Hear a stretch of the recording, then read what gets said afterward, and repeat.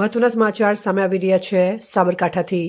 હિંમતનગરમાં Ponzi સ્કીમોનો બેફામ રાફડો ફાટ્યો। વધુ એક પોન્જી સ્કીમ સામે આવતા હિંમતનગરમાં ફરિયાદ નોંધાઈ।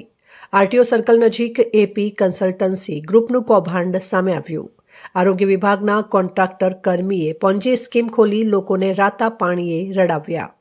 10થી 15% વળતરની સ્કીમો દર્શાવી મોટા રોકાણ મેળવી છેતરપિંડી આચરી।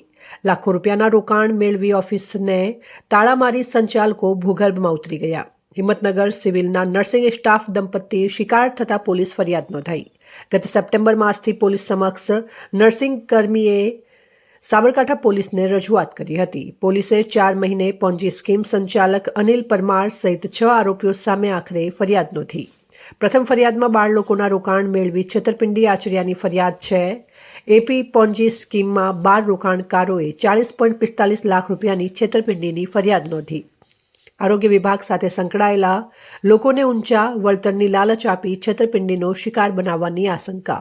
હિંમતનગરના અનિલ પ્રદીપસિંહ પરમાર, તેમના પત્ની નિકિતાબેન, હિતેન્દ્રસિંહ પરમાર, રણવીરસિંહ પરમાર, સુધીરસિંહ મકવાણા તેમજ કૃપાલસિંહ પરમાર સામે ફરિયાદ નોંધાઈ।